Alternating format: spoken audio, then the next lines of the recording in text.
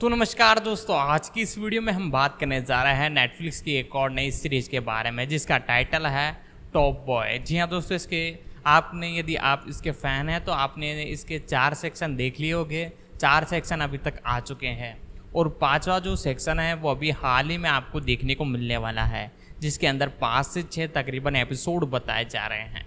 7 सितंबर को यानी कल के दिन ये ऑफिशियल रूप से नेटफ्लिक्स पर रिलीज़ होगा। तो दोस्तों, आज की इस वीडियो में हम इसी सीरीज़ के बारे में बात करने जा रहे हैं। इस पूरी एक तरह से सीरीज़ के जितने भी एपिसोड आ चुके हैं उन सभी के बारे में डिस्कशन करेंगे, उनकी स्टोरी बताएंगे, साथ ही साथ फैक्ट, डिटेल, अपडेट और साथ ही साथ बताएंगे कि कितने एपिसोड और कौन कौन से लैंग्वेज में आपको देखने को मिल रहे हैं। यानी टोटल मिलाकर सारी कुछ जानकारी इससे रिलेटेड हम देने वाले हैं। तो आप हमारे इस चैनल पर नए हो तो चैनल को सब्सक्राइब कर लीजिए, बेल आइकन दबाकर इसे ऑल पर सेट कर ले ताकि हमारी जितनी भी अपकमिंग वीडियोज़ आए उन सभी का नोटिफिकेशन आप तक पहुंच सके। तो दोस्तों, अब इस सीरीज़ के बारे में बेसिक डिटेल से जानना चालू करते हैं। तो नमस्कार दोस्तों, एक बार फिर है आपके लिए एक नई मूवी जिसका नाम है टॉप बॉय, जिसका हिंदी में बोले तो शीर्ष लड़का। टॉप बॉय एक British television crime drama series है जो रैनन बेनेट द्वारा निर्मित और लिखित है। श्रृंखला हैकनी को लंदन बेरो में काल्पनिक समर हाउस एस्टेट पर आधारित है जो ड्रग डीलरों दुशाने, एल्शट वाल्टर और सूली कैंसिल नॉबिन के साथ लंदन में ड्रग डीलिंग और गिरोह में शामिल हिंसा में शामिल अन्य लोगों पर केंद्रित है। दोस्तों, वीडियो शुरू करने से पहले आपसे यही कहना चाहूँगा, यदि आपने अब तक हमारा यूट्यूब चैनल सब्सक्राइब नहीं किया, सब्सक्राइब कर लें, बेल आइकन दबा दें और इसे ज़्यादा से ज़्यादा लोगों तक शेयर करें, क्योंकि जितना आप शेयर करेंगे उतना हमें मोटिवेशन मिलेगा और जो आपके लाइक देख के हमें खुशी होती है। कंड्राई रैपर डेक वापस आते हैं हम अपनी मूवी पर।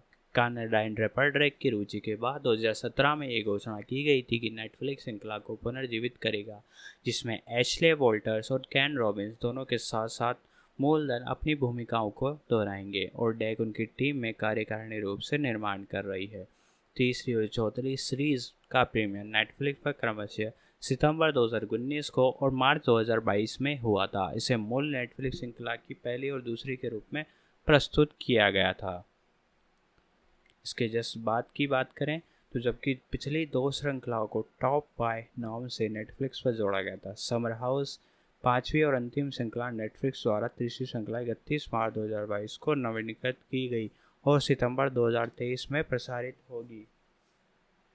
श्रृंखला को अपने अभिनय, सिनेमेटोग्राफी, थीम, अर्थवाद, लेखन और साउंड ट्रैक आलोचकों के में से एक छोटे चयन में से आलोचकों की प्रशंसा मिली है। साथ ही the Wire, self of power जैसे अन्य साधारण शो की तुलना भी अनुकूल है। इसे ब्रिटिश अकादमी टेलीविज़न पुरस्कार से कई पुरस्कार से नामांकित प्राप्त हुआ है, जिसमें सर्वश्रेष्ठ मिनी सीरीज के लिए ब्रिटिश अकादमी टेलीविज़न पुरस्कार के साथ साथ ब्रिटिश अकादमी टेलीविज़न क्रास की जीत भी शामिल है। सर्वश्रेष्ठ मौलिक संगीत का पुरस्कार, सर्वश्रेष्ठ निर्देशक के लिए British Academy Television Craft Award fiction और सर्वश्रेष्ठ स्क्रिप्टेड कास्टिंग के लिए British Television Craft Award Television Craft Award शामिल है।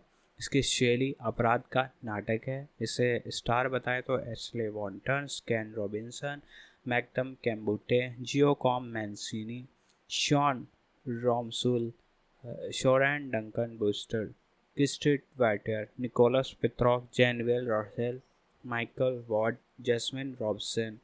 स्टील भी बदल गया है। आशा है कि इक्वॉस जूनियर, एरोलिक ओशोनियर, कियोक कोक, जोलिडे ओबासोला, कदीम रोमेसी, लीसा दाविस, कैंसर हॉकिंग, बेरी के ओगन, ब्रोसन गैसलस। कुल मिला के दोस्तों इतने सारे इसमें एक्टर और एक्ट्रेस हैं, तो देखिए इसमें कितने सारे स्टार हैं। उद्घाटन से गोएब सारा फिनिक्स और नाइट गोएब सारा कोल्ड विन समापन था के संगीतकार थे ब्रायन डारो, माइकल असर्टे, यूनाइटेड किंगडम। वास्तविक भाषा अंग्रेजी थी और श्रृंखला इसकी 4 है। एपिसोड की संख्या 26 है। कार्यकारी निर्माता ऑब्रे ग्रहम, एडलिनोर मैट्रिक कोटर, जामरे हेडरसन, रोबर्ट बैंड शॉल, स्टील ऑलसाइड फील्ड, जॉम डेगमे, Ashley Walters, Kane Robinson. Producers इसके लॉरा हेस्टिंग स्मिथ, याजो इसवोना इम्बेजावो अलाउस्टेट फ्लिट टेट रेडक्लिक क्रिस्टोलर राज क्रिट्स वाइटसन संपादक हैं इसके। प्रोड्यूसर जिसे बोलते हैं मैथ्यू टेबर्न। इसका जो है समय है 48 मिनट है। इसकी काउबॉय फिल्म्स है। इसकी production company Cowboy Films, Eastern पॉलिस्टीन, ड्रीमकू, सिहांग स्पिटिक। इसे नेटफ्लिक्स 2019 से अभी तक डाला जा रहा है नेटफ्लिक्स के थ्रू, और 11-12 में इसके 4 चैनल थे, उस पर आई थी ये, और इसे दोबारा डाला गया। अब सीरीज फर्स्ट जो कि 2011 में आई थी, तो उसका बात कर लेते हैं हम। श्रृंखला माइकल की दुर्दशा का अनुसरण करती है, क्योंकि अपनी मां लिसा के मानसिक अस्पताल में भर्ती होने के कारण अपराध से भरे समराउड स्टेट में रहने की कठिनाइयों से जूझता है। रोने जिसे एक अपमानजनक पिता को चाकू मारने के बाद अपने अस्थिर व्यवहार के लिए संपत्ति में प्रतिष्ठा हासिल की है, शांत और बंद है, जबकि उसकी मां अस्पताल में है। उसकी देखभाल उसके करीबी दोस्त लियोन द्वारा की जा रही है, जो कभी संपत्ति का एक सम्मानित प्रवर्तक था, लेकिन तब से उसने अपने अतीत को पीछे छोड़ दिया है। इस बीच लिसा की दोस्त सिंगर भांग की फसल उगाने के रॉपेल्स की मदद लेती, ताकि वह संपत्ति से बाहर जाने और अपने अजन्मे बच्चों को सुरक्षित स्थान पर पालने के लिए पर्याप्त पैसा कमा सके। इस बीच उसका सबसे अच्छा दोस्त जैम, जब समारोह की किम पने दुनाशे और सूली के ड्रग डीलर के रूप में काम करता है, और इसके साथ ही वह उनका साथ देता है, और जब उन्हें किंगफिशर ड्रग डीलर के रूप में काम करता है, उस पर खुद पर गुस्सा आता है, और जेम को आसानी से मजबूर किया जाता है कि वह खुद को अपने भरोसेमंद प्रवर्तक ड्रिया की डक्स का पता है, जो क्रूर और हिंसक है।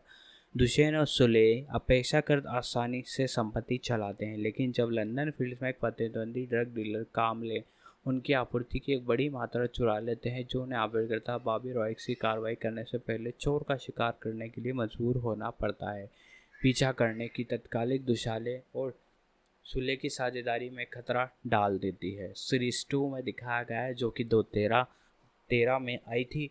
उसमें यह दिखाया गया है कि दूसरी श्रृंखला पहली श्रृंखला की घटनाओं पर एक विषयवाद निर्धारित की गई है। पुलिस द्वारा एक शव को उजागर करने के बाद दुसारे और खुली ड्रेस को गिरफ्तार कर दिया गया। दुशाने को जल्दी एहसास हो गया था कि उसके दिल में कुछ गड़बड़ है, और उसे परिणामों से निपटना होगा, और उसके परिणामों को भुगतना भी होगा। पता चलता है कि ठग दुसाने का पसंदीदा डीलर माइकल है, जिसे पुलिस दुसाने के बारे में उसे जानकारी देने को मजबूर किया है।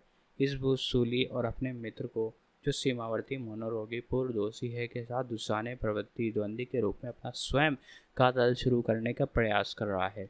जब दुशाने ने अलबाई व्यापारिक साझेदारी के साथ सौदा खराब हो जाता है, तो वह उन्हें बाहर निकालने के लिए एक बार खुद से सूली की मदद लेने का प्रयास करता है। वह एक उपेक्षित लड़के जेप्सन के संपर्क में आता है और ड्रग्स और हत्या से भरी दुनिया में जीवित रहने की कोशिश कर रहा है।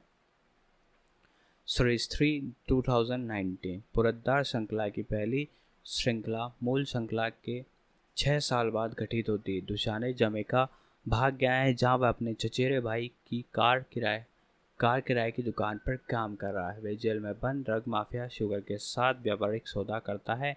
वह शुगर के उत्पाद बेचने के लिए वापस लंदन लौटता है। इसके बाद की बात करूँ तो दोस्तों, सूली के बीच जोखिम दुनिया भर ही जीवित रहने की कोशिश करता है, और उसके बाद सीरीज 3 आई थी।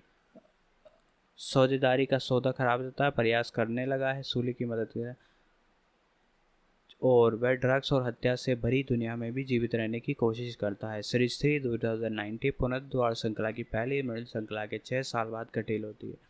दुसाने जमैका भाग गया है। वह अपने चचेरे भाई की कार किराए की दुकान में काम कर रहा था, और जब वह ड्रग में माफिया शुगर के साथ व्यापारी सौदा करता है, वह शुगर के उत्पाद बेचने के लिए वापस लंदन होता है। हालांकि वह लंदन फिल्म में एक नया दल जिसका नेतृत्व कूर जेमी कर रहा था, दुशाने पर अपने मैदान पर कदम रखने का बर्दाश्त नहीं करेगा। जब दुशाने जमैका के लिए रवाना हुआ, लंदन अति सभ्य हो गया था और रहने की लागत बढ़ गई थी। वह जानने के लिए घर आता है। उसकी बीमार माँ अब शेली की देखभाल में है, जो युवा देखभाल करता है, और 8 साल की लड़की की एक कलमा है जो दुशाने के साथ एक मजबूत रिश्ता बनाना शुरू कर देती है। सूली एक जानलेवा ड्रग डीलर मोदी के साथ जेल में बंद है, जो दुशाने और सूली की अनुपस्थिति प्रतिद्वंदी लंदन फील्ड्स गिरोह चलाता था। जेल कैफेटेरिया में कतार में खड़े होकर दो व्यक्तियों के बीच झगड़ा इस हद तक बढ़ जाता है कि सूली ने मोदी की रिहाई से कुछ दिन पहले उनके चेहरे पर उबलता चीनी का पानी फेंक दिया था।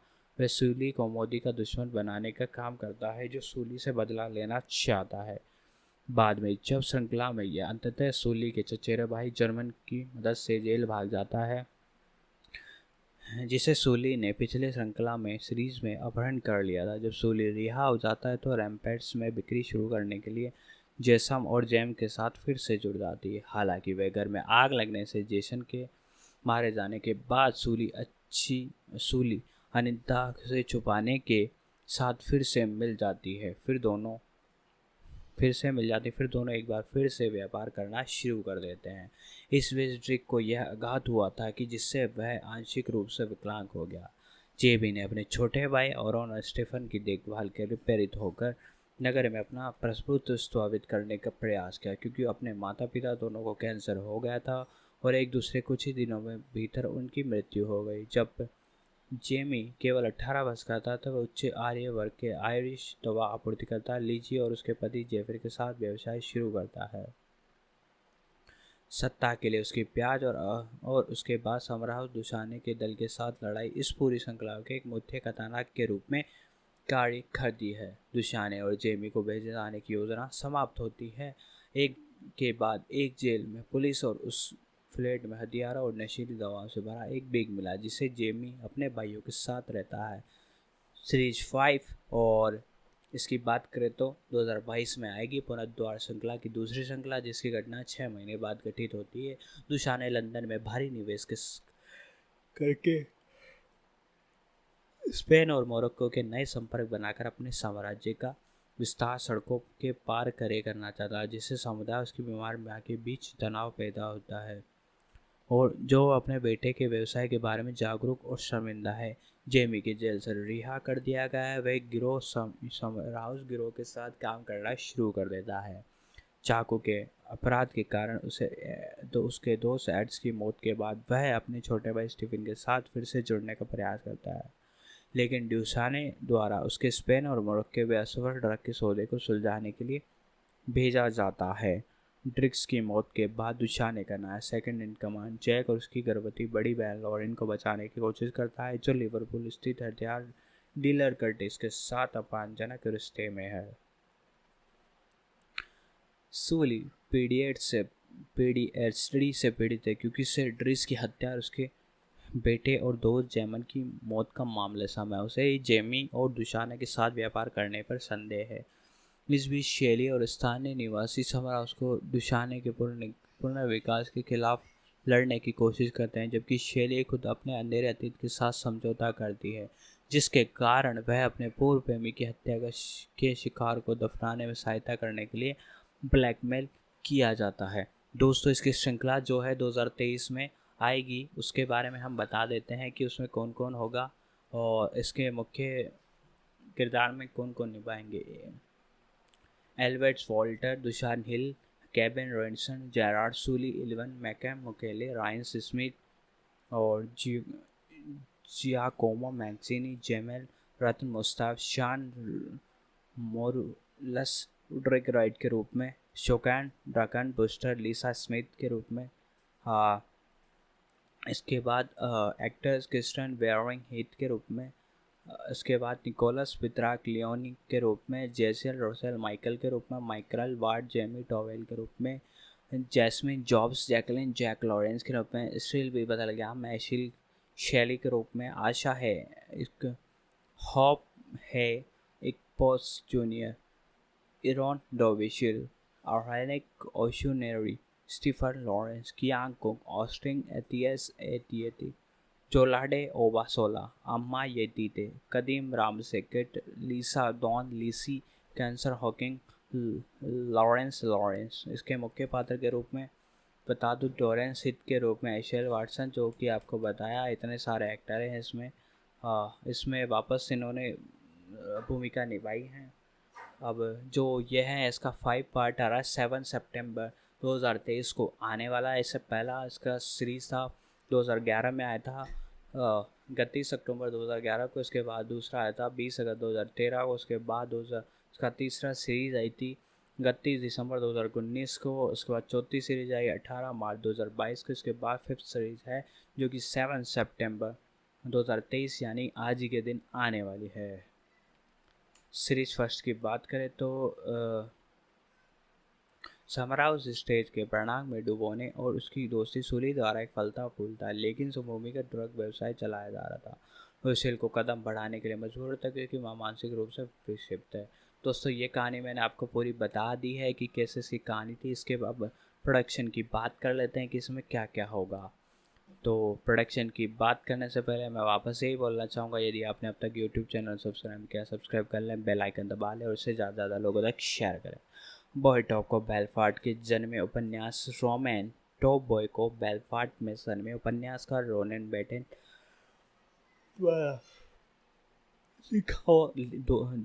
बेटन द्वारा राइट किया गया है और बनाया गया है, जिसमें अपनी प्रोडक्शन कंपनी ईस्टर्न पोर्टिंग के माध्यम से श्रृंखला का निर्माण भी किया है। बेटन की श्रृंखला लिखने की प्रेरणा तब मिली जब उन्होंने हैकनी में अपने स्थानीय टैक्सो सुपरमार्केट में एक 12 वर्षीय लड़के को ड्रग्स का कारोबार करते देखा। बेनेट ने अपने मित्र गैरी जैक्सन की सहायता से यथार्थवाद की भावना को चित्रित करने के लिए क्षेत्र के कई डीलों से उनकी जीवनशैली के बारे में साक्षात्कार किया।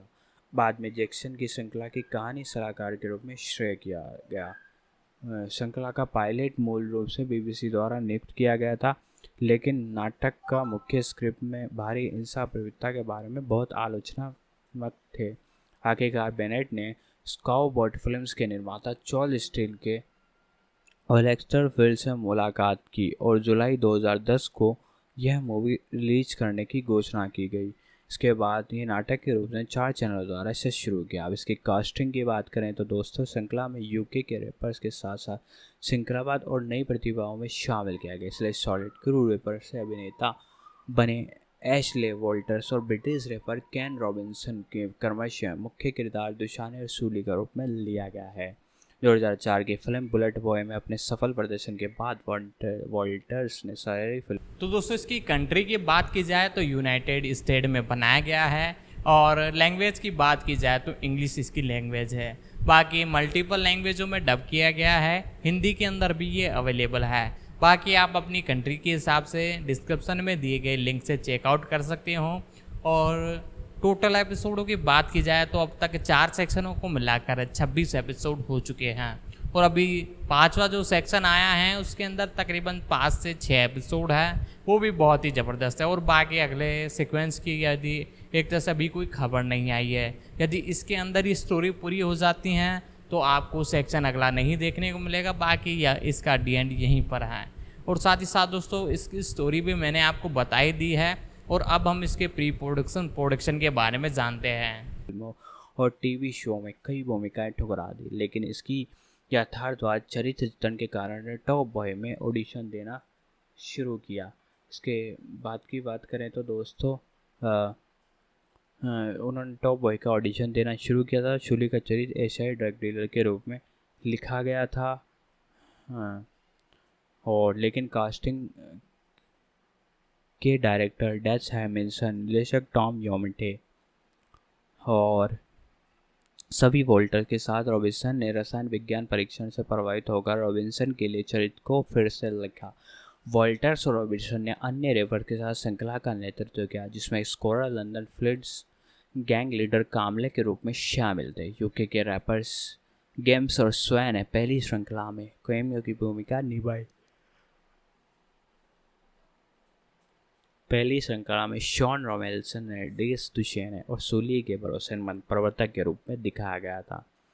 नवांतुक मेलकल कामलोटे और जियो कोमो मैनसीसी के सबसे अच्छे दोस्त रोलसेल और जेम के रूप में, रोलैंड की मां लीसा के रूप में, शोरेन डंकन ब्रूस्टर लियोन के रूप में, निकोलस पिथरॉक लीसा के दोस्त उसे रोलैंड के पिता के तुल्य, लीसा की गर्भवती दोस्त हीदर के रूप में, कॉस्टन वेल्सेट केविन सन डिसेंट विसेंट के रूप में और जो बैड्रेस रॉबी रॉयस के रूप में। श्रृंखला में तत्कालीन 18 वर्षीय लॉयड पेट राइट चार्ट को चाटले के रूप में दिखाया, जो समर हाउस गिरोह की सदस्य और जेम की प्रेमिका थी। फिल्मांकन जो लोकेशन है, स्थान जिसे बोलते हैं फिल्मांकन स्थान, तो हैग्डे स्ट्रीट और लॉबर्ड स्ट्रीट दोनों दक्षिण लंदन में पहली 2 श्रृंखलाओं के दौरान समर स्टेज के रूप में उपयोग किए गए थे। तीसरी श्रृंखला के लिए प्रोडक्शन ने केंट में कई स्थानों का दौरा किया। फिल्मांकन मार्केट में वालपोर्ट, खाड़ी और फुलमार्च रॉक के बीच एथलेस रोड सहित आसपास की सड़कों पर हुआ। प्रोडक्शन ने रैम्पेस का भी दौरा किया, जहां उन्होंने हाई स्ट्रीट रैम्पसेट स्टेशन पर रोड ऑफ इंग्लैंड के पब के बाहर जेकब के लीडर का फिल्मांकन किया। ग्रेवसेंड ने गॉर्डन्स प्लेस की पूरी श्रृंखला में काल्पनिक समर स्टेट में रूप में दोगुना हो गए। तीसरी और चौथी श्रृंखला के लिए आइल ऑफ स्ट्राइक डॉग्स समुदाय estate, London Borough of Hackney De वॉयरेड एस्टेट समर एस्टेट के रूप में दोगुना, चेथम के रॉक्सफोर्ड आउटलेट शॉपिंग सेंटर 4 एपिसोड 5 में शामिल है, जो लिवरपूल एक शॉपिंग मॉल में दोगुना है। इसकी जो म्यूज़िक की बात करें, श्रृंखला का मूल स्कोर बाइनो एरो और माइकल एसोटो द्वारा तैयार किया गया था। मूल संगीत के अलावा टॉप बॉय, गोए पोस्ट, जेसी क्रिक्स, सेंट्रल ली और रूट्स मुनवा और बांड बॉय सहित कई कलाकारों, ग्राइम और हिप हॉप और R&B शामिल है। 13 सितंबर 2019 को श्रृंखला के लिए मून साउंड ट्रैक, जिसका शीर्षक टॉप बॉय, श्रृंखला से प्रेरित एक संगीत का चयन था, लेकिन तीसरी श्रृंखला सीरीज का समायोजित करने के लिए OVT साउंड और वार्नर द्वारा जारी किया गया था। साउंड ट्रैक में ओबीजे ड्रैक, बॉन्ड नाइट, साइंक पॉपकॉर्न और ब्रिटिश कलाकारों एनजी, Tracy Alvin, Davey, Franco, Gates, Heavy, British, सिम्स, MHO, नेव स्मार्ट की उपस्थिति शामिल है। सेंट्रल सी एक्सेल इसका पुनर्द्वार श्रृंखला दोबारा वेब सीरीज़ क्यों आई? इसकी सफल रेटिंग और आलोचनात्मक प्रशंसा के बावजूद 2014 में वॉल्टर्स द्वारा घोषणा की कि चैनल ने 2 श्रृंखलाओं के बाद की श्रृंखलाएं रद्द की कर दी गई है, और 2019 में उन्होंने बोलते हुए कहा कि बेटे ने अचानक रद्द होने के बारे में अपनी निराशा व्यक्त की। उनका मानना था कि चैनल 4 द्वारा जो सीरीज को रद्द करना समुदाय के चेहरे पर एक तमंचा था, क्योंकि इसकी ऑडियंस काफ़ी अच्छी बिल्ड हो चुकी थी और ये काफ़ी अच्छा चल रहा था। शो के रद्द होने के समय कनाडियन रैपर ड्रैक ने यूट्यूब पर कुछ हिस्सों को देखने के बाद श्रृंखला के प्रशंसक उन्होंने कहा सोशल मीडिया पर श्रृंखला का स्क्रीनशॉट के रूप में पोस्ट किया, और ये जानने के लिए कि तीसरी श्रृंखला रद्द कर दी गई है।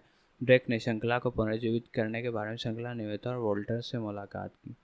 डैन ने श्रृंखला के अधिकार लाए और इसे नेटफ्लिक्स को सौंप दिया, जिसे 2017 में तीसरी श्रृंखला को हरी झंडी दे दी गई। ड्रैक कार्यकारी निर्माता के रूप में कार्य करते और अधिकांश मूल कलाकार और चालक दल अपनी भूमिकाओं दोहरा रहे थे। तीसरी श्रृंखला जुलाई 2018 में 2019 तक फिल्माई गई। ये 13 सितंबर 2019 को रिलीज हुई, जिस पर नेटफ्लिक्स पर पहली श्रृंखला जिसमें 10 एपिसोड शामिल थे।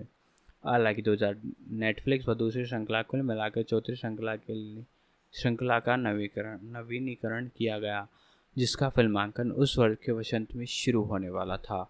हालांकि कोविड-19 के कारण फिल्मांकन में देरी हुई और नवंबर के अंत दिसंबर की शुरुआत तक बनी हुई। यह सीरीज 18 मार्च 2020 को नेटफ्लिक्स पर रिलीज हुई, जिसमें 8 एपिसोड शामिल थे। मार्च 22 में चौथी श्रृंखला की शुरुआत के बाद तुरंत घोषणा की गई श्रृंखला को नेटफ्लिक्स द्वारा तीसरी श्रृंखला कुल मिलाकर 5वीं श्रृंखला के लिए नवीनीकृत किया गया, मतलब एक तरफ से न्यू बनाया गया। इसकी चौथी और 5वीं श्रृंखला को भी जारी किया है। श्रृंखला बोले तो वेब सीरीज, जिसे श्रृंखला की अंतरिम श्रृंखला के रूप में घोषित किया गया। फिल्मांकन जुलाई 2022 में हुआ।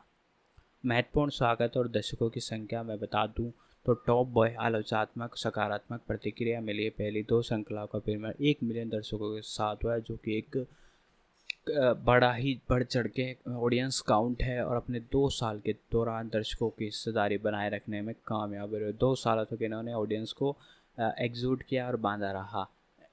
इंडिपेंडेंस में लिखते हुए टॉम स्टीफन ने कहा कि नाटक में वस्तुतः कोई उपदेश शामिल नहीं था, लेकिन नैतिकता की भावना हर जगह थी, क्योंकि सबसे कठिन पात्रों में सबसे बुरी अंतरात्मा झलक रही थी और दोषियों और निर्दोषों को लोगों का दुख का पहाड़ टूट पड़ा था। जैसे सबसे अच्छी बात है कि कथानक के अलावा किसी अन्य चीज़ के लिए हमेशा हमें हमेशा थोड़ा समय मिलता है, चाहे वह सीढ़ियाँ होने वाला हो, मजाक हो या फिर रात में शहर की उदास सुंदरता। वास्तव में अच्छा टेलीविज़न था। पुनर्द्वार श्रृंखला को इसके प्रदर्शन, भावनात्मक गहराई, साउंड ट्रैक, लेखन और बड़े दायरे के पैमाने पर अधिक प्रशंसा मिली। इसे एक बहुत ही अच्छा बनाया गया। आलोचकों ने श्रृंखला को सर्वश्रेष्ठ श्रृंखला माना। गार्डियंस ने लिखते हुए रेबेका निकोलस की सीरीज को सबसे श्रृंखला को पहले से कहीं अधिक हिंसक, अधिक मनोरंजन और अधिक चौंकाने वाला बताया। गार्जियंस ने एलन ई जोन्स ने भी चौथी श्रृंखला की प्रशंसा करते हुए लिखा कि श्रृंखला जो ये सीरीज है हमेशा आपको अनुमान लगाने पर मजबूर करती है। तो दोस्तों, आपको कैसा लग रहा है ये वीडियो, हमें कमेंट में ज़रूर बताइएगा और ये ज़रूर बताइएगा कि आपको इसमें क्या क्या अच्छा लगा क्या नहीं, ताकि हम और अपग्रेड करते रहें। तो अब इसके बारे में बात कर लेते हैं कि इसके किसके द्वारा बनाई गई है, कौन इसके प्रोड्यूसर हैं। तो उनके बारे में बात कर लेते हैं। उनके बारे में हम ऊपर से नीचे तक सब जानेंगे। मतलब बोले तो उनका बैकग्राउंड, उनका पर्सनल लाइफ के बारे में सब कुछ हम जानने वाले हैं। रोनन बेनेट, जन्म इनका 14 जनवरी 1956 को हुआ था। इस हिसाब से ये 67 के हो गए हैं। ये एक आयरिश उपन्यासकार और पटकथा लेखक हैं। उन्होंने ड्रग और गिरोह से संबंधित अपराध ड्रामा टेलीविज़न श्रृंखला टॉप बॉय के श्रोता, लेखक और कार्यकारी निर्माता के रूप में काम के लिए जाना जाता है। उनके अन्य लेखन क्रेडिट में 1997 की अपराध फिल्म फेस, 2009 की माइकल मॉन अपराध बायोपिक पब्लिक एनिमीज और 2017 की BBC ऐतिहासिक drama mini series gun powder शामिल है।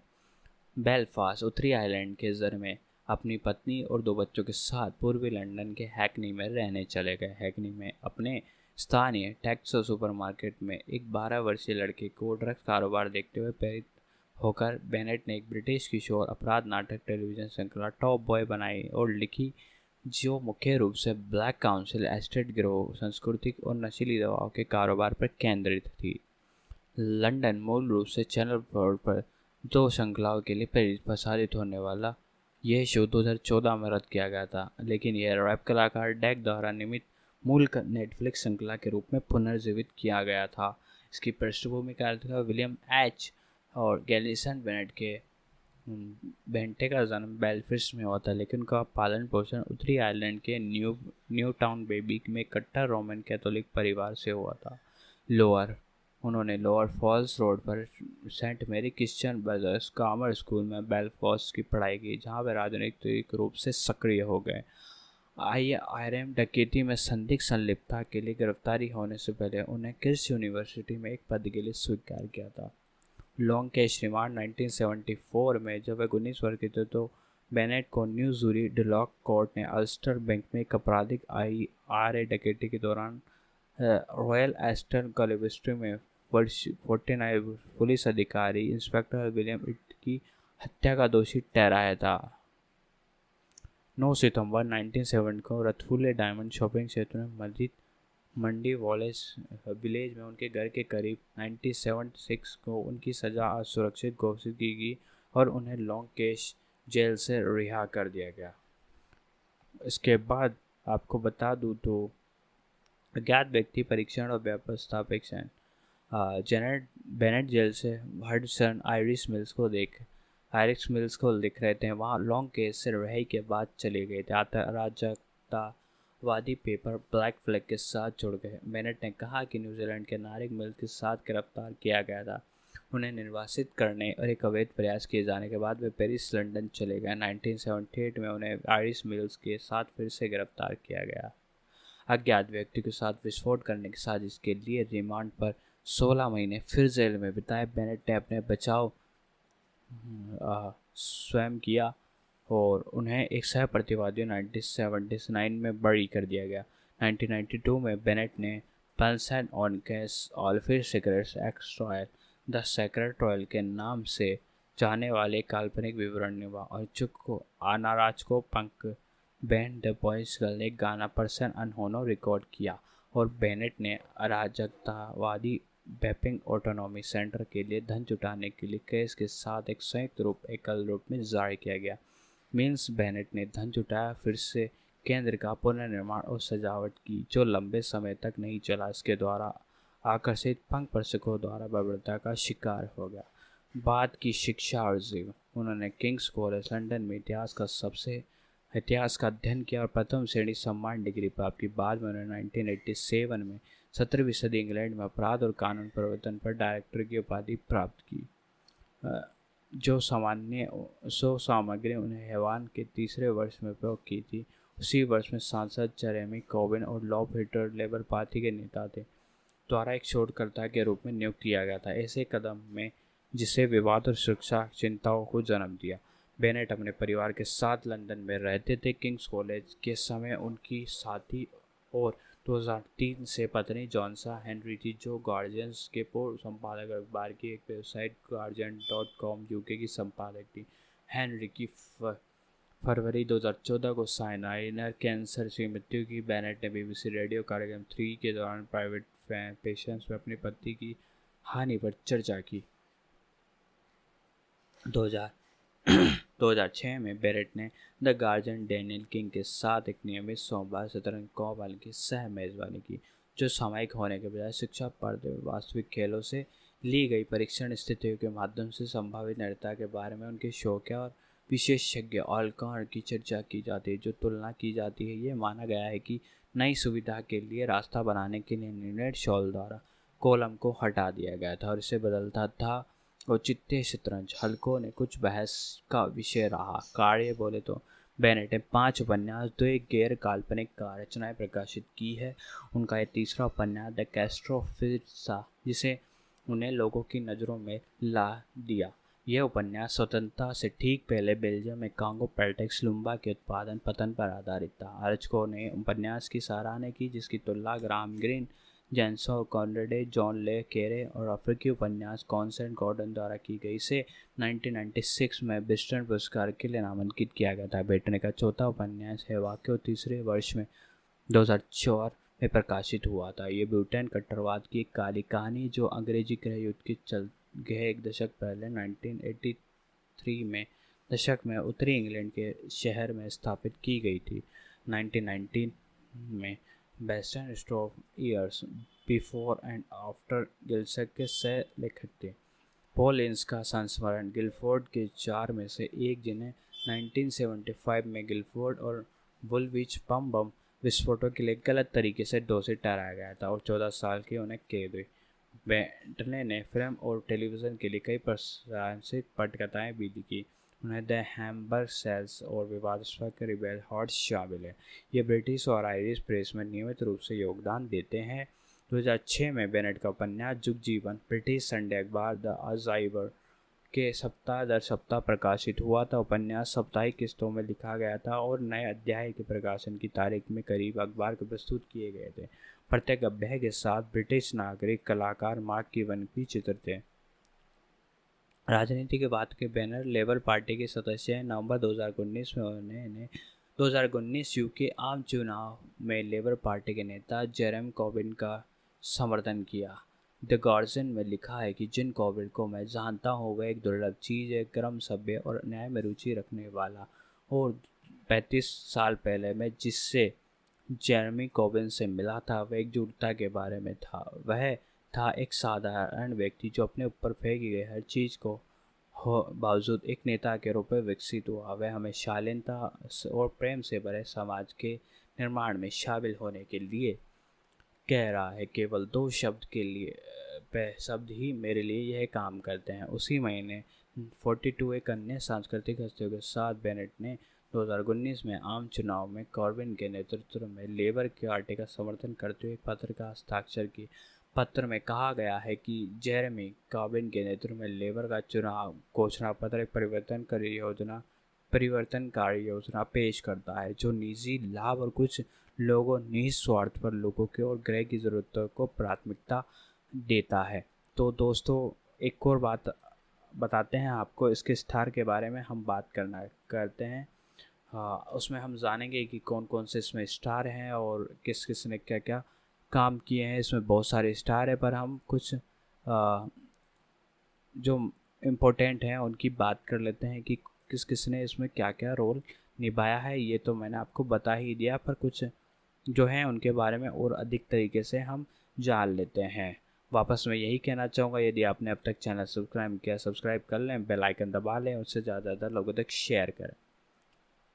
एथले एशले एथॉन वॉल्टर्स जन्म 30 जून 1982, जिन्होंने एक स्टेज नामक एक एशर्डी के नाम से भी जाना जाता है, एक ब्रिटिश अभिनेता और रैपर हैं। वह पहली बार यूके के राज समूह में सॉलिड क्रू के सदस्य के रूप में प्रसिद्ध हुए, जिन्होंने अपने दूसरे सफल 21 सेकंड के साथ शीर्ष स्थान हासिल किया। वोल्टर्स का सक्रिय अभिनय करियर भी रहा है।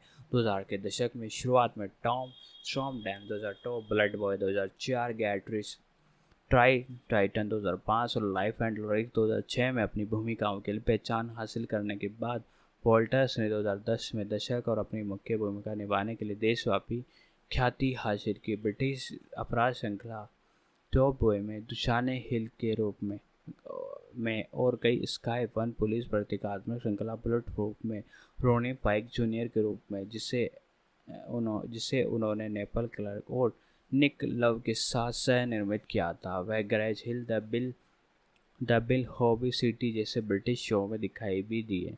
डॉक्टर हूँ, साइलेंट विंटेज और 2015 की बीबीसी पुलिस कार्यक्रम क्रब्स। इनके अर्लियर लाइफ के बारे में बात करें तो वॉल्टर्स का जन्म दक्षिण पूर्व लंदन में पैकहम में जमैका में अपने माता पिता के यहाँ हुआ था। उनका पालन पोषण उनकी माँ पामेला केस ने किया था, जो एक स्थानीय सहकारी अधिकारी थी। उन्होंने 4 साल की उम्र में ही सेंट जॉर्ज प्राइमरी स्कूल कैम्बरमेल में पढ़ाई शुरू कर दी थी। इसके बाद वे प्लामिंगो स्कूल चले गए थे, जिसे अब प्लामिंगो अकादमी के नाम से भी जाना जाता है। उन्होंने सभी 10 विषयों में शीर्ष ग्रेड प्राप्त करते हुए GGSI पूरी की है। जुलाई 2001 में ट्रैफिक वार्डन के साथ बहस के बाद वॉल्टर्स को गोला बारूद फायर करने के लिए संबोधित बरी हुई बैकॉक एयर पिस्तौल ले जाते हुए पाया गया था। उन्हें गिरफ्तार किया गया और 2002 में क्यूबा अपराधी संस्था 18 महीने के लिए जेल में डाल गए थे। पिछले 9 महीने हिरासत में बिताने के बाद वे अपनी पूरी सज़ा के लिए अतिरिक्त 9 महीने की और सज़ा काट ली। इनका संगीत करियर के बारे में बात करें तो समूह के विभाजन के बाद 2006 में उन्होंने memory of the street fighter record किया गया है, जिन्हें एकल एंड्रिया शामिल थी। उन्होंने 2008 में द एपेटाइजर नाम एक स्टूडियो एल्बम जारी किया था, जो लॉरेंस एजरा के साथ निर्मित 12 ट्रैक एल्बम था। 2012 की शुरुआत में वॉल्टर्स ने स्वतंत्र रिकॉर्ड लेवल एस्के रिकॉर्ड के साथ अपने रिकॉर्डिंग अनुबंध हस्ताक्षर किए। उनका एकल how you like me now 29 जुलाई 2012 को रिलीज हुआ। इसके बाद योर लव 12 नवंबर 2012 को रिलीज हुआ, जिसमें अलीशा डिक्सन के स्वर थे। इनका जन्म का नाम था एशले थॉर्नसिक, एशोर्डी के नाम से भी जाना जाता है। 30 जून 1992, इस हिसाब से 41 ईयर्स के ये हो चुके हैं। यूके के राज जमी हुई किट हिप हॉप ये इनकी शैलियाँ हैं। व्यवसाय ये एक अभिनेता भी हैं, रैपर भी हैं और संगीतकार भी हैं। 1992 से ये वर्क कर रहे हैं और अभी तक इनका एक लेबल है क्रिसेट मून मीडिया एडी एटीट्यूड भी बोल सकते हैं इसे। इनकी जीवन साथी MA, जिसे बच्चे इनके साथ है, देखो यार कितने बच्चे कर लिए इन्होंने और M 2013 हैं इनकी जीवन साथी। अभिनय करियर की बात करें तो इनके बारे में वॉल्टर्स एक अभिनेता है जो अपने पूरे नाम एशले वॉल्टर्स के साथ तहत दिखाई देते हैं। अपनी 14 साल की उम्र में टेलीविज़न पर the young Indiana Jones chronicle के उम्र के रूप में और ग्रेज हिल में एंडी के रूप में दिखाई दिए। ये शॉल डीप की 2004 की फिक्चर फिल्म ब्लड बॉय में भी दिखाई दिए, जहाँ उन्होंने रिकी की भूमिका निभाई, जो कि अभी से जेल से रिहा कर दिया गया था। इसके जस्ट अन्य समान जीवन जीने के लिए वापस आ गया था। वह अपनी भूमिका, जिसके लिए वॉल्टर्स को ब्रिटिश इंडिपेंडेंट फिल्म अवार्ड में सर्वश्रेष्ठ नवांतुक नामित किया गया था, वह 2005 की गेट रिच और ड्राई टॉक्सन में भी दिखाई दिए। 2006 में उन्होंने फिल्म स्टॉक ब्रेकर के वुल्फ और लाइफ एंड लिरिक्स में डैनी की भूमिका निभाई, जिसके लिए उन्होंने कई सराहना मिली। 2007 में सेल्सा ब्लेयर, मेलिसा जॉर्ज के साथ WAZ और शुगर हाउस में अभिनय किया। उन्होंने BBC 3 ड्रामा पायलट फ्लैश 10 एलिडियन में लेसी की भूमिका निभाई।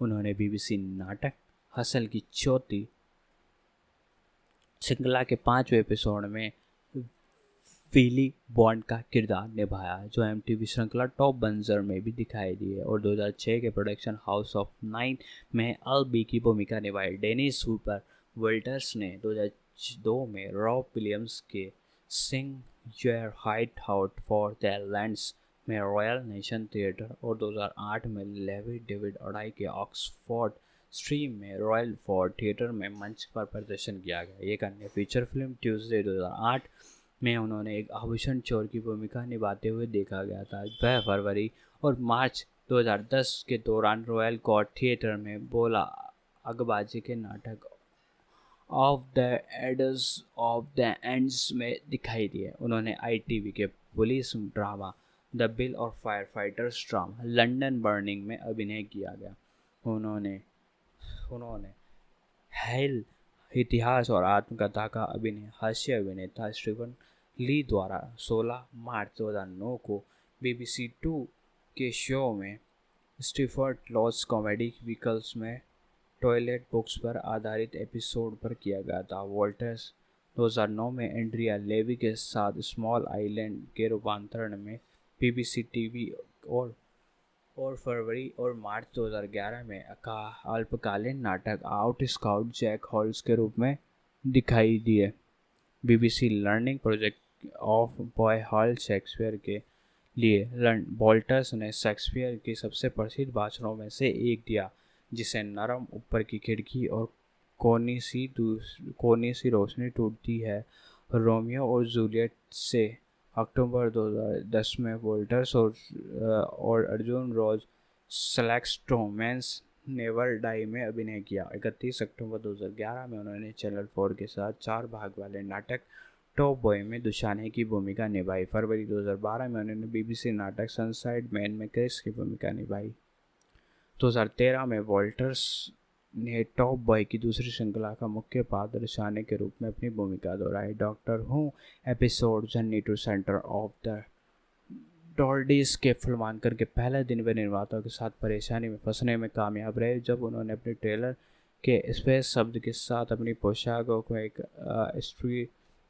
पोशाक में अपनी स्वीट राइटर की, जो तुरंत हटा ली गई। 2017 में वॉल्टर्स को फिल्म और टेलीविज़न के 25 वर्ष के उत्कृष्ट योगदान के लिए लंदन बीबी टावर में लिसा माफिया लिसा नॉटलिस और से ब्रिटिश अर्बन फिल्म फेस्टिवल मानद पुरस्कार मिला। स्ट्रीमिंग सेवा नेटफ्लिक्स पर इसके पुनरुद्धार के बाद वॉल्टर्स ने 2019 में टॉप बॉय में दुशाने के रूप में अपनी भूमिका दोहराई। उसी वर्ष दृश्य श्रृंखला 2002 में नाटक की चौथी श्रृंखला भी दिखाई दी। इनकी पर्सनल लाइफ के बारे में बात करें तो वॉल्टर्स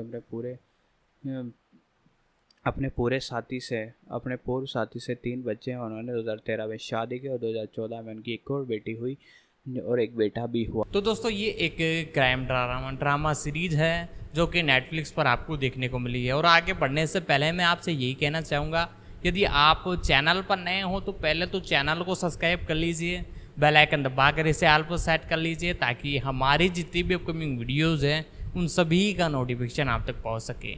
और एक प्यारा सा कमेंट बॉक्स में लिख दें, हम उस पर डेफिनेटली वीडियो लाने की कोशिश करेंगे। साथ ही साथ दोस्तों इस वीडियो को ज़्यादा से ज़्यादा हो सके अपने दोस्तों तक भी शेयर करें, ताकि वो भी इसे देख सके। और जिस भी सीरीज़ के बारे में आपको जानना हो, चाहे वो डिज्नी हॉटस्टार हो, एप्पल प्लस हो, प्राइम वीडियो या फिर HBO स्टैंड जैसे इंटरनेशनल प्लेटफॉर्म हो, हम सभी OTT प्लेटफॉर्म सीरीज़ की एक तरह से उनकी सीरीज और मूवीज़ की explanation, review, fact, detail, update यानी सब कुछ हम लाते रहते हैं। तो आपको जिस भी सीरीज़ के बारे में कुछ भी चीज़ जाननी हो तो आप कमेंट कर सकते हैं, हम उस पर डेफिनेटली वीडियो लाने की कोशिश करेंगे।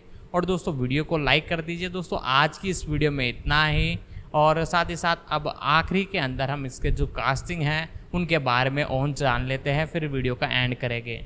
जिसकी उनकी 2 बेटियां भी है। सितंबर 2013 तक एंड्रीस में एक सुरक्षा गार्ड पर हमला करने की बात स्वीकार करके मार्च करने के बाद 31 मार्च 2014 को उन पर $6,000 का जुर्माना लगाया गया था। जुलाई 2014 में होली हेड एम्बलीसी में भांग रखने पर उन्हें पर 1215 का जुर्माना लगाया गया था। मई 2016 में हेलिंगटन होटल स्मिथ में कर्मचारियों के प्रति धमकी भरे शब्दों और व्यवहार का उपयोग करने की बात स्वीकार करने पर वॉल्टर्स पर 1,000 पाउंड का जुर्माना लगाया था। वॉल्टर्स ने कहा कि जब वह बड़ा हो रहा है तो उसके पिता की अनुपस्थिति में उसके आपराधिक व्यवहार में उसका योगदान है। वॉल्टर्स अनकली एफसी के प्रबल समर्थक है। राजनीतिक विचार बोले तो इनके दिसंबर 2019 में 42 अन्य प्रमुख सांस्कृतिक हस्तियों के साथ वॉल्टर्स ने 2019 में आम चुनाव में जेरेमी कॉर्बिन के नेतृत्व में लेबर पार्टी का समर्थन करते हुए एक पत्र पर हस्ताक्षर किए। इसमें कहा गया कि जेरेमी कॉर्बिन ने नेतृत्व में लेबर का चुनाव घोषणा पर एक परिवर्तनकारी योजना पेश करता है जो निजी लाभ और कुछ लोगों के निहित स्वार्थों पर लोगों और गृह की जरूरतों को पूरा करने पर प्राथमिकता देता है। तो दोस्तों कैसा लग रहा है ये वीडियो? अगर अच्छा लग रहा हो तो इसे लाइक कीजिए, शेयर कीजिए, सब्सक्राइब कीजिए। इसके बाद हम अगले कैरेक्टर के बारे में जान लेते हैं। इसमें बहुत सारे कैरेक्टर हैं पर उनमें से कुछ खास की आज हम बात करेंगे क्योंकि ये वीडियो ज़्यादा बात करने से वीडियो और ज़्यादा लंबा हो जाएगा। चलिए ब्रायन हैबिट्स कार्नो जो कि एक ब्रिटिश संगीतकार भी हैं उसकी बात कर लेते हैं, जिनका पूरा नाम है कैन ब्रैड रॉबिन्सन। इनका जन्म है 21 मई 1985 को हुआ था, जिन्हें कानो के नाम से बेहतर जाना जाता है। एड्सहैम लंदन के ब्रिटिश रैपर, गीतकार और एक्टर भी हैं। प्राइम संगीत में एक महत्वपूर्ण योगदान करता है। उन्होंने विली और डेनी रॉस्कल जैसे कलाकारों के साथ व्यापक रूप से ग्राइम संस्कृति के अग्रदूतों में से एक माना जाता है।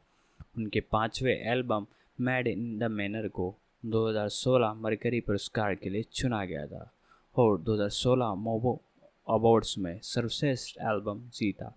स्क्रीन पर उन्हें टॉप बॉय में खुली की भूमिका निभाने के लिए जाना जाता है। संगीत करियर की बात करें तो 1985 से 2003 के प्रारंभिक कार्य लंदन के एड्सहैम में जन्मे ग्रैंड बैट्स रॉबिन्सन का पालन पोषण जमैका के माता पिता ने किया। कानो ने लेड्सगन सेकेंडरी स्कूल में अपनी पढ़ाई की। उन्होंने छोटे वर्षों में यह होनहार फुटबॉलर थे। 13 साल की उम्र में Chelsea, western Ham United, Norwich city और सोलनिटिक का प्रतिनिधित्व किया। अंततः संगीत करियर के पक्ष में अपनी खेल महत्वाकांक्षाओं को त्याग दिया। वह पूर्वी लंदन यूनिवर्सिटी को natural artist sounds touching you में शामिल हो गए, जिनकी मूल पंक्ति में कानो, मार्क्स, नेस्टी, जेमर, DEE, गेट्स, डेमन, स्काटो, मैक और मार्कस्टर शाकी मेजर शामिल थे। कवच और हाइपर नेस्टी क्रू का समुद्री डाकू रेडियो देवाजुबू एक लोकप्रिय था। उन्होंने सोमवार रात 8 से 10 बजे तक संगीत प्रसारित होने वाले सेट में डिजरी, स्कल, डर्टी वुडीज और विली सहित उभरते हुए मेहमान शामिल थे। कानो ने चालक दल की भूमिका लोकप्रियता को एक और स्प्रिंग बोर्ड के रूप में शामिल किया और 2022 में नेस्टी को अपना पहला एकल ट्रैक जारी करने के लिए छोड़ दिया। फिर उन्होंने एकल कलाकार के रूप में अनुबंधित किया गया था। उन्होंने अपने पहले एकल एल्बम पर काम शुरू किया 2004-2005 स्वीट होम। 2004 में कानो ने ह्यूंग बॉस के स्प्रिंग समर कलेक्शन की मॉडलिंग की, लेकिन रिकॉर्डिंग और टूरिंग प्रतियोगिता को शुरू करने से इनकार कर दिया गया। कुछ ही समय बाद कानो ने अपना पहला प्रमुख लेबल एकल पी-एड क्यूज 15 विनाइल ओनली रिलीज किया गया, जो एक भूमिगत हिट था।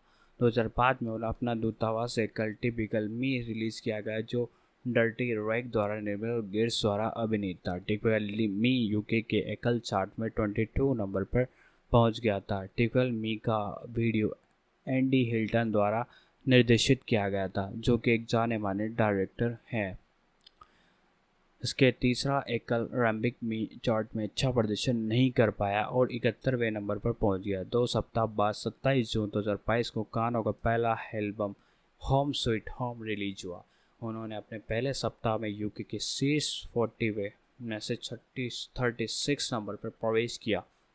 सितंबर 2005 में चौथा एकल नाइट रिलीज किया गया, जिसे लियो द नाइट और द स्ट्रीट शामिल थे। होम स्वीट होम न्यूयॉर्क में स्वर्ण का दर्जा हासिल किया और ब्रिटिश प्रेस में इसकी अच्छी समीक्षा की गई। नाइट को एल्बम के अगले एकल के रूप में रिलीज़ किया गया, जो यूके चार्ट में 25 नंबर पर पहुंच गया और कुल मिलाकर 6 सप्ताह में टॉप 75 में रहा। नाइट के रिलीज़ होने के तुरंत बाद ही रीलोड इट के लिए प्रचार वीडियो, जिसमें लाइव प्रदर्शन क्लिप और बैक स्टेज फुटेज शामिल थे, UK video station channel you पर जारी किया गया था।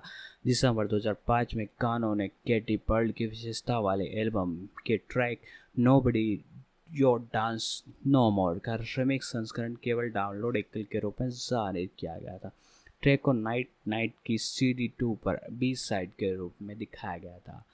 13 मार्च 2006 को कानो ने एल्बम का 5वां और अंतिम ब्राउन आइस और cycle in the live double air release किया गया था।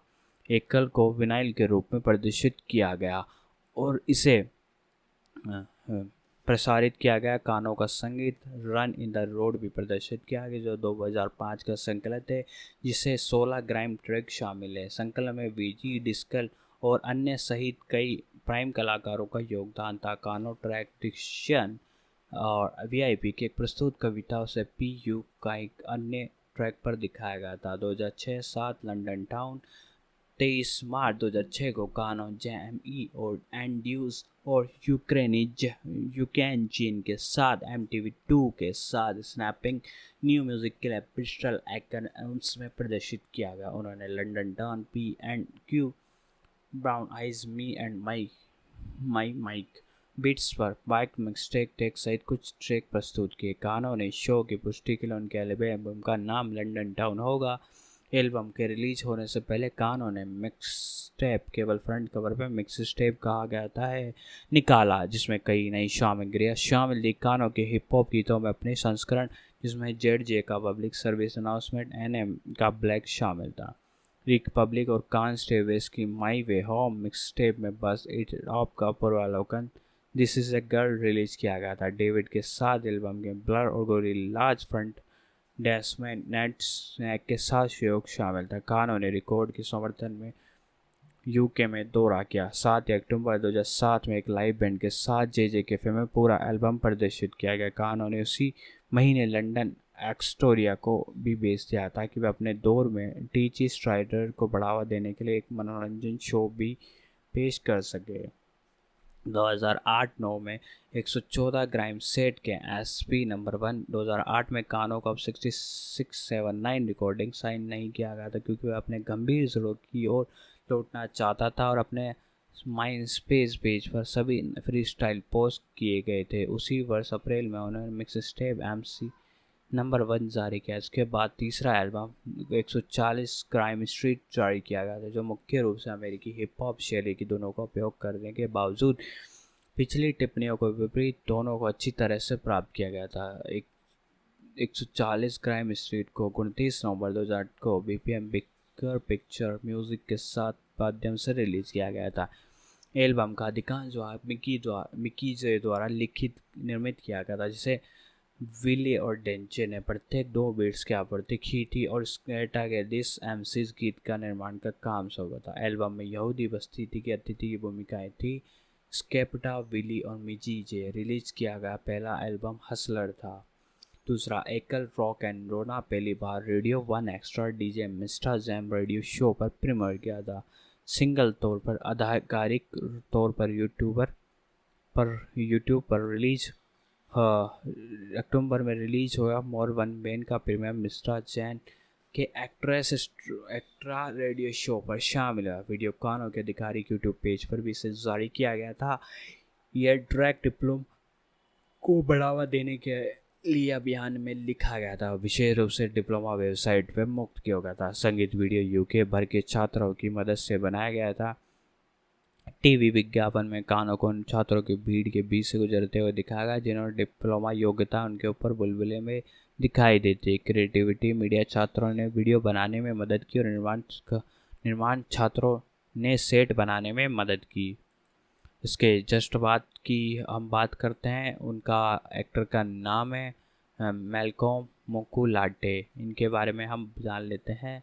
इनके बारे में ज़्यादा कुछ तो है नहीं, बट हम फिर भी जान लेते हैं। मैल्कम मुकुलाटे जन्म 1996 एक ब्रिटिश संगीतकार अभिनेता और टॉप बॉय चैंपियन श्रृंखला में उनकी भूमिकाओं के लिए जाना जाता है। कालमोटे का जन्म कांगो के माता पिता से हुआ था जो एक साल पहले इंग्लैंड पहुंचे थे और स्ट्रिफिड हैनिकर पॉइंट पे पले बड़े थे। उन्होंने कैनिंग टाउन में रोके भी स्कूल से पढ़ाई की। उन्होंने अंडर 21 के रूप में बैंथन ग्रीन एफसी हैंगमाइट यूनाइटेड एफसी के लिए फुटबॉल खेला। इनके करियर की बात करें तो कैम्बलेट ने Plan B film Ill Manors 2012 में अतिरिक्त संगीतकार कलाकार के रूप में अपनी फिल्म की शुरुआत की थी। 2011 में उन्होंने चैनल 4 टेलीविजन श्रृंखला टॉप बॉय में रोनेल की भूमिका निभाई। हालांकि उन्होंने अपने प्रदर्शन के लिए प्रशंसा मिली। एस्ले वॉल्टर्स ने रेडियो स्टेशन पर कैपिटल एक्स्ट्रा को बताया थी कि शो नेटफ्लिक्स से स्थानांतरित हुआ है, तो कामलोटे ने भी शो में वापसी के लिए संपर्क किया गया, लेकिन उनमें इसमें कोई दिलचस्पी नहीं थी और वह इस पर ध्यान केंद्रित करने के इरादा रखते थे। फुटबॉल में करियर 2023 में वह show runner Candy Scotty Williams की BBC one music musical series champions में बॉक्सको चैंपियनशिप के रूप में अभिनय करेंगे। तो इसके बारे में और जान लेते हैं कि और कौन कौन से एक्टर थे। और आखिरी में यही कहना चाहूँगा, यदि आपने अब तक हमारा YouTube चैनल सब्सक्राइब नहीं किया, सब्सक्राइब कर लें, बेल आइकन दबा लें और ज़्यादा से ज़्यादा इसे लोगों तक शेयर करें ताकि हमारा भी जो है मनोबल बढ़ता रहे और लोग भी इसे देखें सुनें और वो भी इस वीडियो का आनंद ले सकें। अब नेक्स्ट कैरेक्टर है उनका शोरन डंकन बूस्टर। इनके करियर की बता देते हैं आपको, इनके पूरी लाइफ के बारे में बताएंगे और सारा सब कुछ खोलकर आपको बताएंगे। शोरन डंकन बूस्टर जन्म 8 जनवरी 1976 एक ब्रिटिश अभिनेत्री है। उन्होंने पहली 4 श्रृंखलाओं के दौरान बैड गर्ल्स क्रिस्टल गॉर्डन के रूप में उनकी भूमिकाओं के लिए जाना जाता है। It's dumpers of Trina Johnson में उनकी भूमिका और शरद ऋतु 2009 में doctor who special wars of Mars में मैगी कैन के रूप में उनकी भूमिका। अभी हाल ही में उन्होंने स्टार वॉर्स फ्रेंचाइजी में सीनेटर ट्रिपरा में पामलो की भूमिका निभाई है। फ्रैंक हबर्ट ने ड्यूक के डेनिस वेंसुला के रूपांतरण इंपीरियल पेनाजोस्टिक डॉक्टर लिड कॉइंस और प्रोफेसर मोरियट का लिंग आधारित संस्करण ओनेला होम 2 में। इनके करियर की बात करें तो इनका जन्म 8 फरवरी 1976, उम्र इनकी 47 हो गई है। लंदन इंग्लैंड के रहने वाले अभिनेत्री हैं। 1991 से अभी तक एक काम कर रही हैं। करियर में डंकन बूस्टर ने ITV jail drama series bad girls की 4 श्रृंखलाओं में क्रिस्टल गॉर्डन की भूमिका निभाई। की 4थी श्रृंखला में अंत में कार्यक्रम छोड़ने के बाद उन्होंने Holby City, waking the dead, baby father, daytime soap opera doctors में अतिथि की भूमिका निभाई है।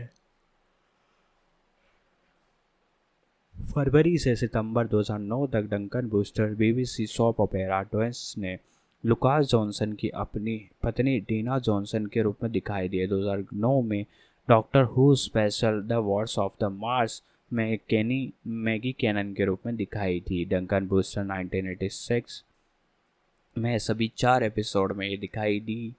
उन्होंने सारा कैनन के नाटक क्रैम्बेसी की भूमिका ने की शुरुआत की और फीफा 20 की कहानी मोड में कैथरीन हंटर की भूमिका निभाई, जो एलेक्स हंटर की मां है जिसे द जर्नी के नाम से जाना जाता था। डंकन बूस्टर ने फीफा 18 की द जर्नी हंटर रिटर्न्स और फीफा 19 की the journey champions of the Catherine Hunter की भूमिका निभाई है। उन्होंने BBC वन प्रोडक्शन में किट्टी का किरदार भी निभाया। दिसंबर 2018 में द लॉन्ग सॉन्ग भी निभाया है। इनकी फिल्मोग्राफी के बारे में बता दें तो उनका सबसे पहले 2005 से इन्होंने काम शुरू किया था मेरी और आपकी कल्पना करो, सुशी फासले। इसके बाद 2006 में दूत को गोली मारो मर्सिल का भूमिका निभाया है। 2008 में 3 और बाहर इसमें इन्होंने भूमिका निभाई है। युवान की 2006 में 8 में 3 और बाहर हो गया ना युवान की भूमिका, और एक डील है टिप्पणी इन्होंने दी। इनका जो ये डायलॉग है ये बहुत फेमस हुआ था 2011 में ब्लडेड ईवी जॉर्डन की 2016 में डुस्टेक सीनेटर पामलो 2018 में आशियू ब्रेफली एलियन रॉकथाम 2009 में अल्बर्ट की 2019 में 2019 में बर्फ़ के टुकड़े एक्स्थर की, और 2021 में एटोन लिट कॉन्स्टेंट की, 2022 में एनोला होम्स 2 मीरा ट्रॉय की, 2023 में धरती माँ मोनिका की भूमिका निभाई। इसके अलावा इन्होंने टेलीविज़न सीरीज़ की है, वीडियो गेम्स में है। 2016 में फीफा 70, फीफा 18, फीफा 19 में कैथरीन हंटर। उसके बाद इनकी टेलीविज़न की बात करें तो 1991 में इन्होंने 2.4 बच्चे में भी बोरिंग एपिसोड इनकी थी प्यारी बीबी और उनके बच्चे। इसके बाद तो इन्होंने 1992 में ग्रेस हिल्स, 2004, 6, 10 में होलवा City, Lucas on corner 3 episode, 2005 में बस चलते जाना सारा बेकर 2 एपिसोड निभाए, 2005 8 डॉक्टरों जोरेल रॉबर्ट्स की एलो पोर्टर, 2007 आ रहा है एनेट एक्सोड स्पॉइल, 2007 नाट कैटन शो, ज्ञात एपिसोड अज्ञात इंड एस्टर्न टीना जॉनसन 15 एपिसोड, 2009 डॉक्टर हूँ अमेरिकन एपिसोड मंगल का पानी था, 2015 रक्टा माउस कर्कश आवाज़ थी इन्होंने एनिमेटेड श्रृंखला, 2011-13 में शीर्ष लड़का समर हाउस लीसा की भूमिका निभाई, 2013 में बाइबिल सैमसन की माँ, 2013-14 नकर डायोन की, 2015 कफ की करेन की, 2015 कीरा मारिन की, 2015 the boy with the top knot टाराना, 2018 में लंबा गाना किट्टी की, 2019 से वर्तमान में यौन शिक्षा रोजा मर्चेंडी, 2019 में सालों साल ईयर्स ऑफ ईयर्स ब्रेंडफास्टर, 2021 में यूनिवर्स तुला तोरित की इन्होंने भूमिका निभाई है, 2023 में Star Wars the Bad Batch सिनेमेटर पामलो, हाँ 2023 में जुंड स्मार्ट को की भूमिका निभाई है, और इसके साथ ही अभी आ रही है टॉप बॉय की सीरीज में। तो दोस्तों आज की इस वीडियो में हमने एक तरह से टॉप बॉयज़ की इस सीरीज़ के बारे में बात की। आपको पता होगा एक तरह से द बॉयज़ नाम की भी सीरीज़ है प्राइम वीडियो पर, उस पर भी यदि आपको वीडियो चाहिए तो आप कमेंट बॉक्स में लिख सकते हैं, हम उस पर भी डेफिनेटली वीडियो लाने की कोशिश करेंगे। लेकिन आज हमने इस वीडियो के अंदर टॉप बॉयज़ की पूरी अपडेट आपको बता दी, जितने एपिसोड आए उनकी बेसिकली स्टोरी बता दी, और आपको किसी एक तरह से सेक्शन पर यदि पूरी लॉन्ग वीडियो चाहिए एक्सप्लेनेशन पर तो आप नीचे कमेंट बॉक्स में लिख सकते हैं, वो भी हम बहुत जल्द लाने की कोशिश करेंगे। दोस्तों आज की इस वीडियो में हमने इस सीरीज़ के बारे में प्री प्रोडक्शन, कास्टिंग, रिलीजिंग यानी टोटल मिलाकर सारी कुछ डिटेल मैंने आपको बता दी हैं। दोस्तों आज की इस वीडियो में इतना ही, मिलते हैं अगले वीडियो में।